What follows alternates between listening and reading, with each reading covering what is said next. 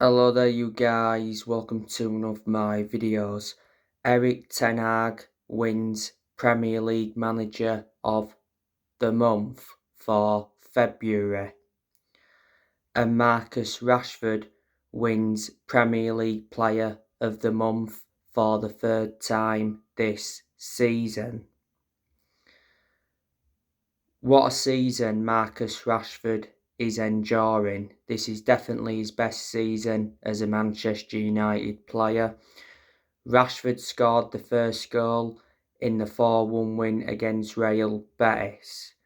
Rashford now has 26 goals in all competitions this season. Now I want to give you some more news on the Glazers. The Glazers are desperate to sell Manchester United for £5 billion. Not so long ago, like I updated you on, it said Manchester United could be taken off the sales market by the Glazers, with the Glazers considering a scheme to cash in on the fan base. In November last year, the Glazers announced that the club was up for sale, and since then Manchester United have had a lot of interest. Qataris have been interested in buying the club for a while, but it recently said that Qataris will walk away from a bid to buy Man United if the price is not right. Sir Jim Ratcliffe's been interested in buying the club for quite some time. He's Britain's richest man, he's the chairman of Ineos, and the Saudi Arabians have been interested. The Glazers have owned Manchester United for 18 years. They purchased the club for around 790 million back in 2005. Now, I want to give you some more news on Harry Kane. So, Man United are determined to sign Harry Kane this summer. Harry Kane is Erik ten Hag's #1 target. Harry Kane will hold talks with Tottenham at the end of the season to decide his future. And it said Man United will fight Bayern Munich for Harry Kane. I'd love to see Kane at Manchester United. He will guarantee us at least 20 goals a season. You know, if Tottenham are to finish out of the top 4 this season, then Tottenham could lower their 100 million asking price. Harry Kane is regarded as one of the best strikers in the world.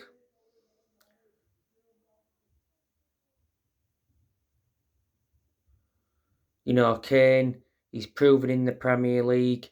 He's been at Tottenham for 19 years. Kane joined Tottenham's youth setup in 2004, broke into their senior squad back in 2009. Kane has made over 300 appearances in the Premier League for Tottenham and he scored over 200 goals in the Premier League. Kane is under contract with Tottenham till 2024. He earns £200,000 a week. He has won the Golden Boot quite a few times.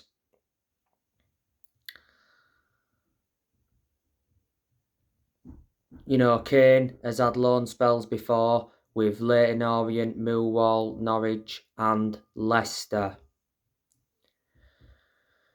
And, you know, Man United have done transfer business with Tottenham before. You know, a lot of years ago, got Dimitar Berbatov off them and got Michael Carrick off them. But it is hard to do transfer business with Tottenham because Daniel Levy is very ruthless when it comes to transfers. As you all know, Victor Osimhen is a target for Man United. Victor Osimhen said not so long ago he dreams of playing in the Premier League. Chelsea are also in for him. Victor Osimhen is at Napoli. He's been at Napoli since 2020. Napoli got him from Lille for a club record fee of €70 million, with add-ons included as well. Not so long ago, Manchester United revived their interest in Frenkie de Jong as the Barcelona midfielder is eager to play alongside Casemiro. And Man United recently held talks with Alexis McAllister from Brighton. That was according to Ben Jacobs. But in the summer, Ten Hag is looking to bring a central striker in and a central midfielder. The summer transfer window will be his third transfer window as Man United manager. Ten Hag has put around 6 or 7 players up for sale to fund summer spending. You know, in the summer, I can see Harry Maguire leaving. The other week it said Harry Maguire had been put up for sale. It said Harry Maguire will lose Man United 40 million if he leaves in the summer as expected. You know, don't forget Man United got Harry Maguire for 80 million from Leicester back in the summer of 2019. Man United overpaid for him. When Maguire officially signed for the club, he signed a 6-year contract. Maguire is too inconsistent. He's no longer one of our first choice centre-halves following the arrival of Lisandro Martinez. Maguire had a knee injury not so long ago.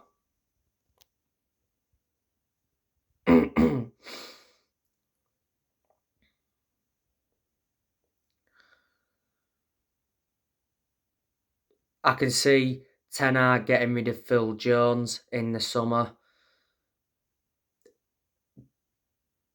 Jones has been at Man United since the Sir Alex Ferguson era. He's been at the club around 12 years, so he's been a long-serving player. Can see Ten Hag getting rid of Alex Telles permanently. You know, Telles is out on loan with Sevilla at the moment.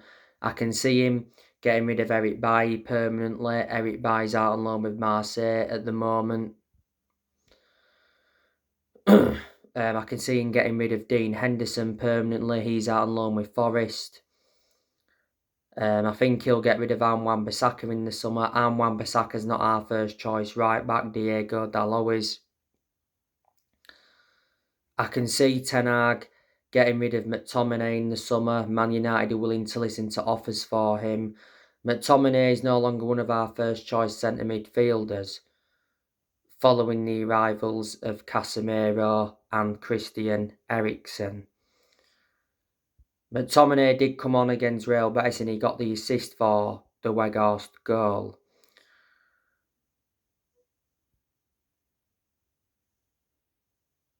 Martial, I'm expecting him to leave in the summer if Manchester United get a striker. Said a few weeks ago that Martial had been put up for sale. Martial's been hampered with injuries this season, so hasn't played a lot of football. He recently returned to training, but the game against Real Betis came too soon for him. You know, he could be available for the game against Southampton on Sunday. Anthony Elanga, I'm expecting him to leave in the summer. He's lost his place in the team since Garnacho risen up the ranks and got into the senior squad. Back in January, Elanga received 10 offers. Tom Eaton is another one who I'm expecting to leave in the summer. So there you go. But Ten Hag has already got rid of a lot of players since he became Man United manager. He's also brought players in, you know, revert back to January. Ten Hag brought Sabitzer in on loan. He brought Weghorst in on loan and Butland in on loan. Didn't make a permanent signing in January. But revert back to last summer, Ten Hag brought the likes of Terrell Malaysia in, Casemiro, Antony, Martinez and Martin Dubravka. Erik Ten Hag has spent over 200 million as Manchester United manager.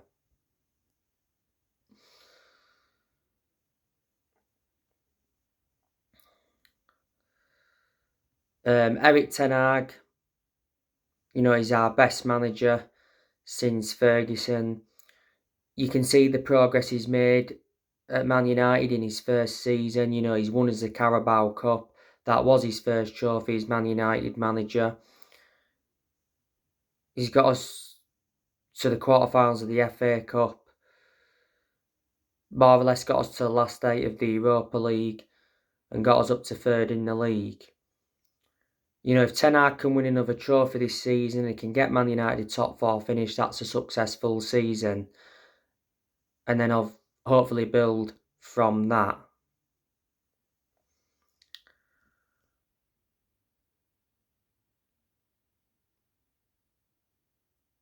Manchester United got humiliated by Liverpool 7-0 at Anfield last Sunday. It was our heaviest defeat since Boxing Day 1931. Despite that heavy defeat, it wasn't going to change my perception on Ten Hag. I still fully back Ten Hag. What he said after that defeat to Liverpool was right. He accused Man United of being unprofessional and he said we lost our heads. But I said it was a setback, and I did say Manchester United would recover, which we did, because last night Manchester United beat Real Betis 4-1 at Old Trafford in the Europa League round of 16 first leg. It was a brilliant performance in that second half. Man United are now going into the second leg with a massive 4-1 advantage. Of course, the goals, Marcus Rashford scored, Perez equalised for Real Betis, it was 1-1 at half-time. Then Anthony restored Manchester United's lead, it was a good curling shot. Bruno Fernandes scored, and he got an assist in the game.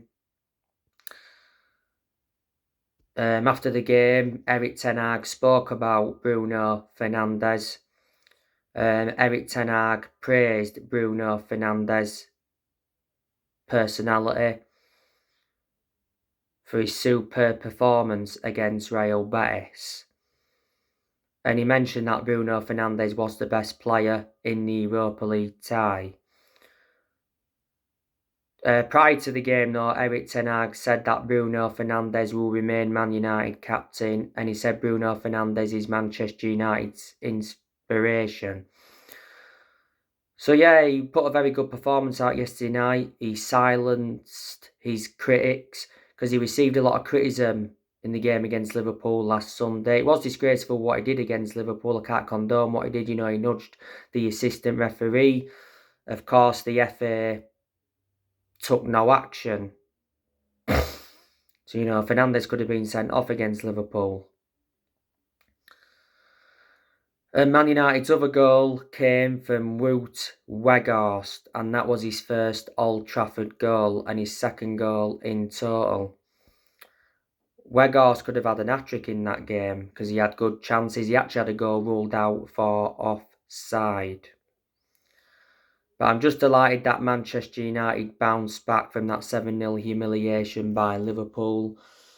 During the game yesterday, Erik Ten Hag was spotted telling his Man United stars to score 3 more goals when it was 4-1. But Ten Hag is like 11 months into his reign as Man United manager. So he's been United manager for almost a year. He got appointed in as the United manager in April last year. He's under contract with Man United till 2025. Ten Hag was the one that recommended Mitchell van der Gag and Steve McLaren in. And like I said, start of the video, Erik Ten Hag has just recently won Premier League Manager of the Month for February. So that just proves how good he is doing.